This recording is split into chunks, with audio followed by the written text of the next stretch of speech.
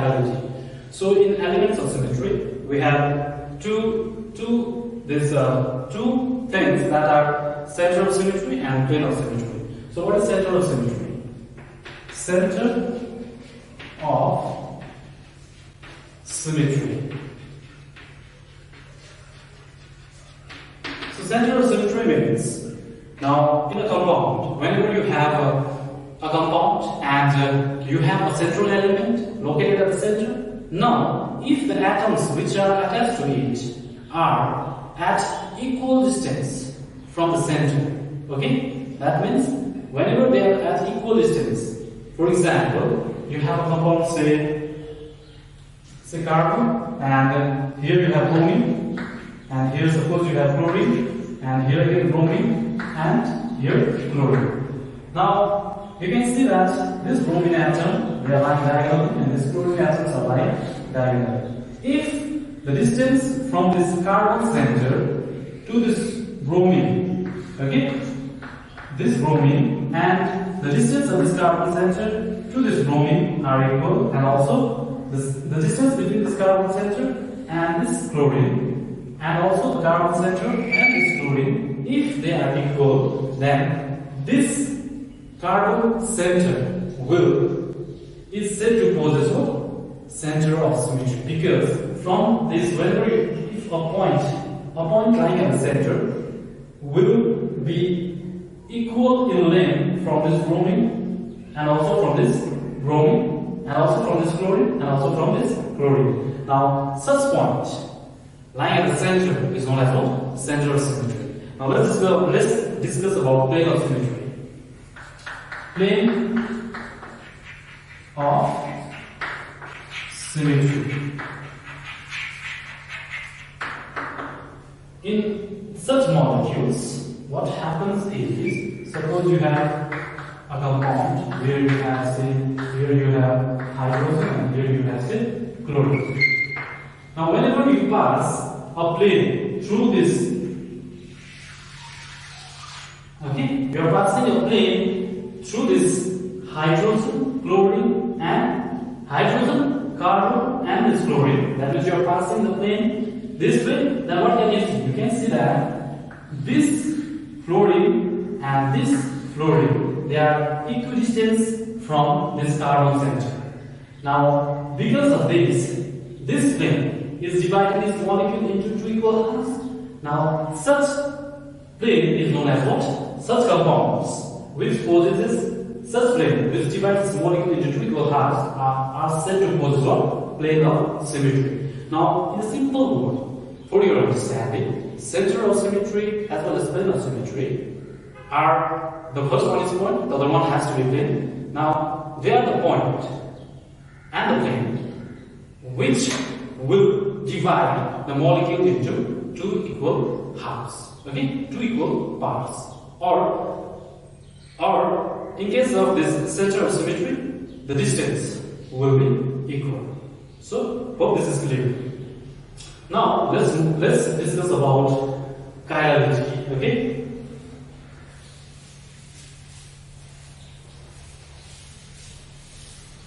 Now these topics are on page number 12.44. So page number, you can refer to page number 12.44.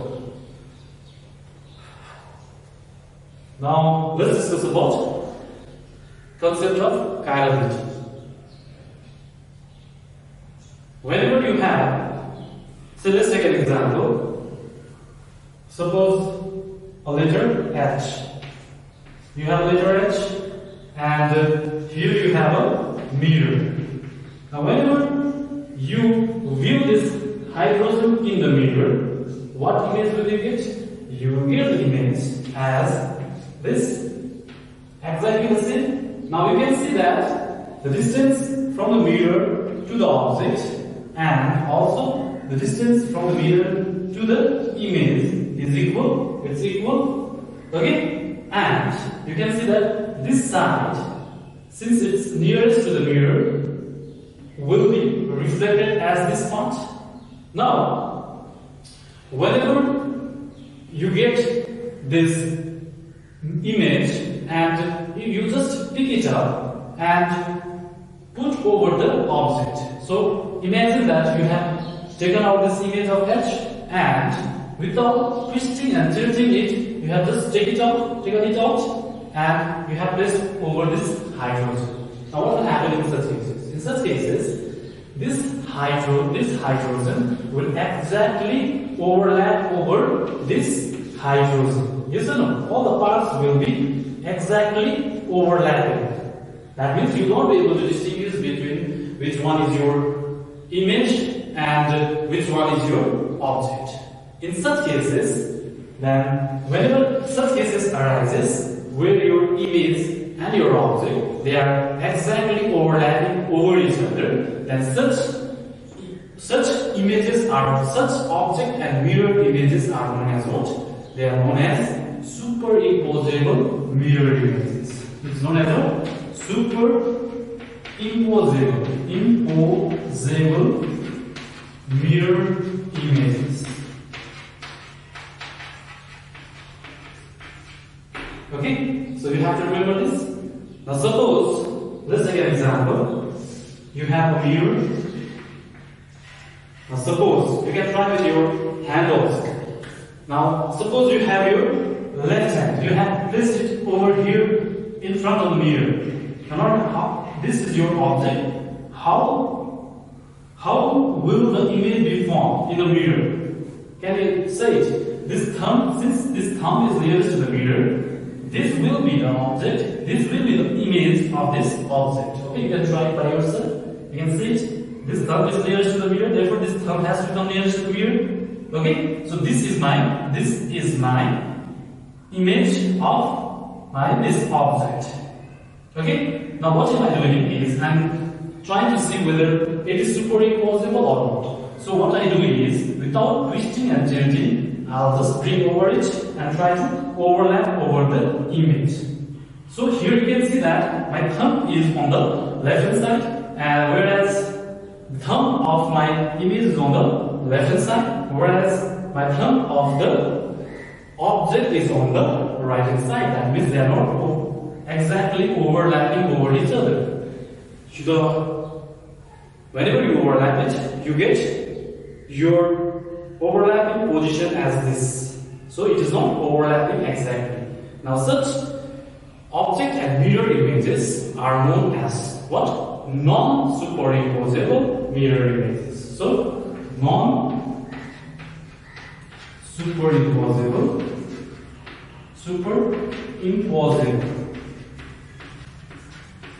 mirror images.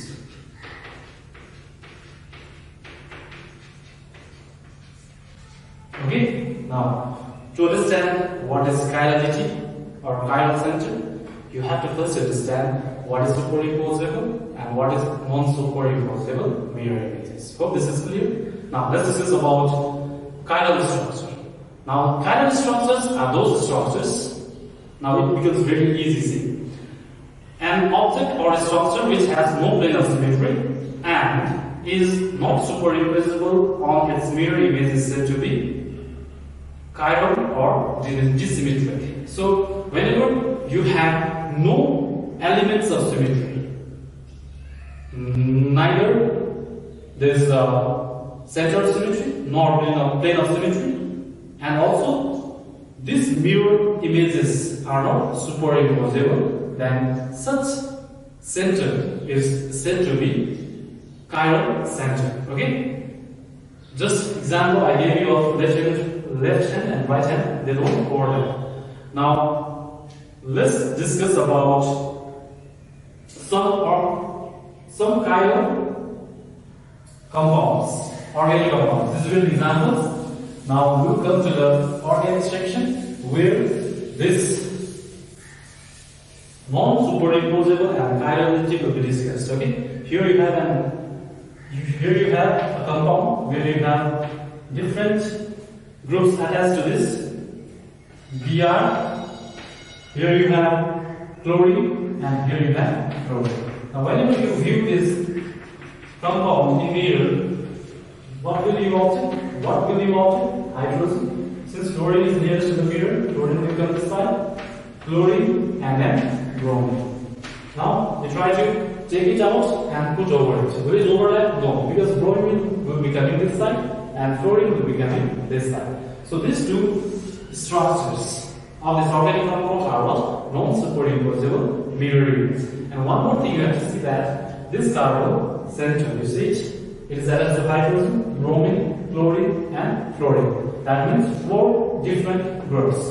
Okay? So whenever you have 4 different groups, then in most of the cases, if their positions are varying, then they will be what? Chiral. Now, let's discuss about condition for chirality. So, the first condition is there should not be presence of any elements of symmetry. The second one is different groups should be attached to the carbon center. And the third one is there were mirror images. Their object and mirror images should not be superimposable. It should not be superimposable. So this carbon here can be considered as what? Chiral carbon. Chiral carbon or chiral center. Okay? Chiral center. Because it's attached to 4 different groups and you saw its mirror image is not overlapping over it. That means it is non-superimposable. Okay? Now, let's discuss about optical isomerism, that is enantiomers.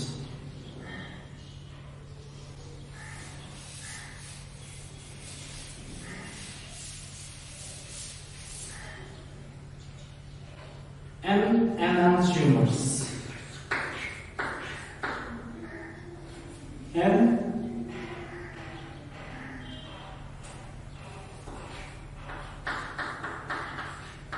Enantiomers. They are also known as what? Optical isomerism. Now, let's discuss what is enantiomer first. So, if you have understood non-superimposable mirror images and about optical activity, then obviously you understand what are enantiomers. So, enantiomers are those compounds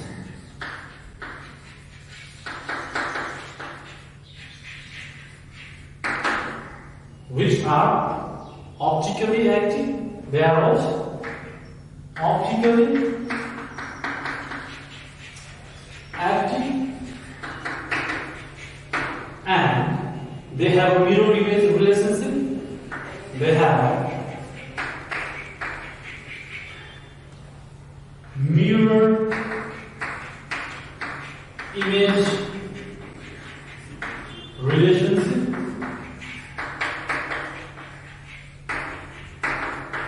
and they are not superimposable and they are not non-superimposable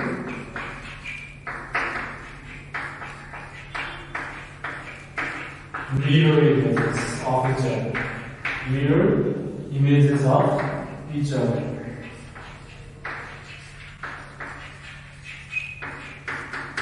Okay? For example, lactic acid. Example is what? Lactic acid. So, in case of lactic acid, what you have is COOH group here. Here you have CS3, or you can say OH group, CS3, and here you have hydrogen. So this is the molecular formula for lactic acid. Okay? So whenever you try to get the image of this lactic acid in the mirror, how will the different groups be situated in this space? Here hydrogen is nearest to the mirror, so nearest. Here you have CS3 and here you have OH. Now this is the image of this lactic acid. You just pick it up and try to overlap or place over this object. Will they overlap? No. Why? Because OH is on the right hand side. So wherever you place it, OH will become this side and hydrogen will be coming this side. Now they are not superimposable mirror images of each other, and individually they are optically active. Now they are what? Mirror images of each other. So mirror image relationship is there.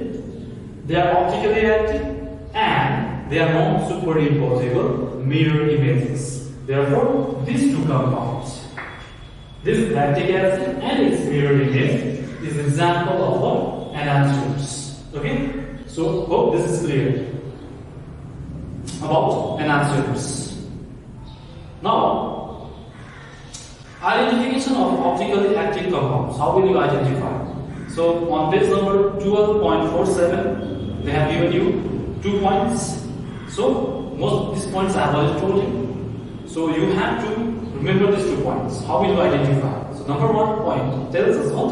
It should contain an asymmetric carbon. Asymmetric means chiral carbon or chiral carbon. That is a carbon atom tetrahedrali bonded to 4 different atoms or groups. I have already explained to you what is chiral carbon. The second point, it should not have any plane of symmetry. That is, compound and its mirror image should not be superimposable on each other. So the same thing is written here. The first condition, the carbon center has to be asymmetric or chiral. That means 4 different groups should be attached to the carbon center.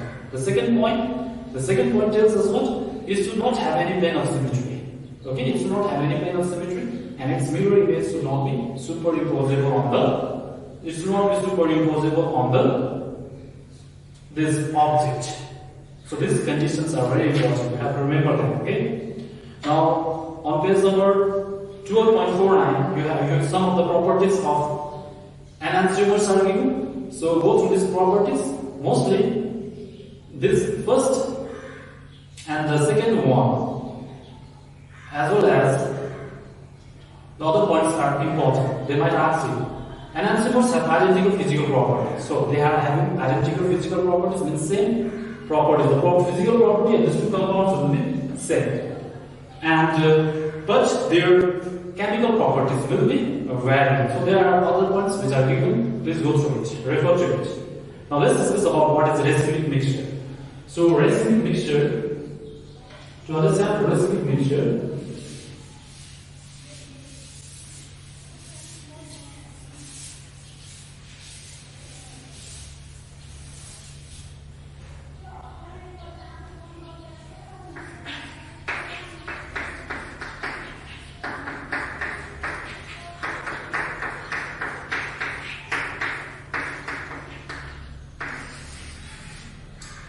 now you have this a compound, lactic acid, and its mirror images.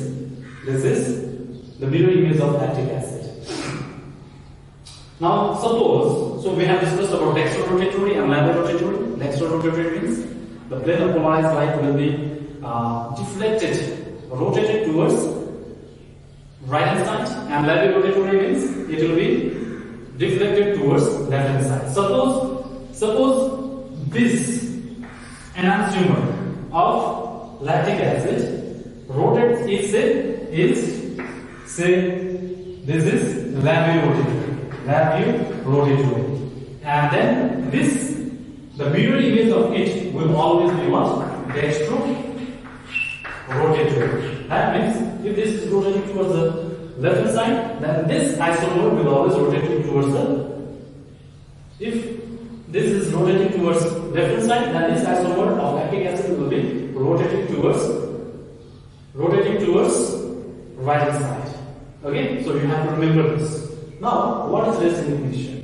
Racemic mixture is a mixture itself. It's a mixture of 50% of labiorotatory as well as 50% of dextrorotatory. So I hope you understood. So racemic mixture is a mixture of 50% of labiorotatory isomer and 50% of dextrorotatory isomer. That means their ratio is always 1:1.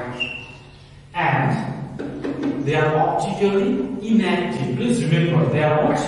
Optically inactive. Why optically inactive? Because see, if you have say only laterally rotated, that means only this molecule is present. This is not present. And what will happen? This molecule will always rotate the plane of polarized light towards the left hand side. All of them will be rotating towards the left hand side. Now, if only this is present and this Levy form is absent, only this is present, then all of them will be rotating it towards the right hand side. Okay? Now, a condition is where in case of receiving mixture, what happens? 50% of this and 50% of this is present. So if 100 molecule of this form is present, then 100 molecule of this form has to be present, and they are mixed together. What will happen in such cases? 100 molecule of this form will try to rotate the plane of polarized light towards the left hand side, and 100 of them will try to rotate the plane of polarized light towards the right hand side. And what will happen? You know it. One is trying to rotate towards the left hand side, the other one is trying to rotate it on the right hand side, and their number is equal. Then in such cases, what will happen? They will cancel out each other's rotation, and they will behave as if they are what? Optically inactive. Means they will cancel out each other's rotation. It will be cancelled out. Therefore, racemic mixture is optically inactive. Please remember, 50% is a Levy form and 50% is a dextro form, and they are optically inactive because of external compensation. Because of external compensation. So this is the most important point of reciprocal mixture. Okay, you have to remember this. And they have given you the difference between chiral compound and reciprocal mixture. Let's go through it. So they have given about retention. Retention means if a group is displaced from left hand side, that means the new incoming group will be coming to the left hand side only. That means from whichever position the group is removed, the new incoming group will be placed in that its position only. Retention. Okay, so that is retention. So if the compound before the reaction was Levy rotatory, and after coming of the new group in the molecule, since it has come to the same side of the molecule,